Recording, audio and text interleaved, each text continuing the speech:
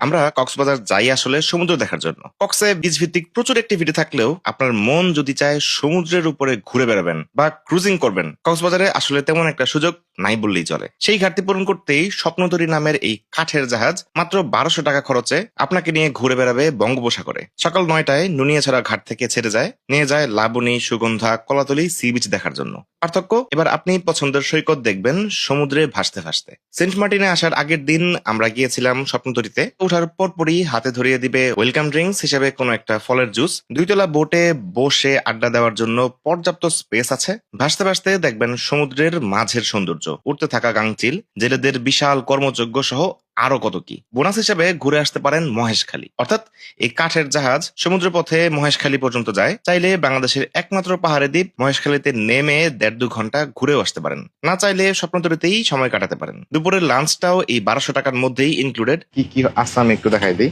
গরম ভাত, এটা হচ্ছে মুরগির রোস্ট। মুরগি কি দেশি নাকি?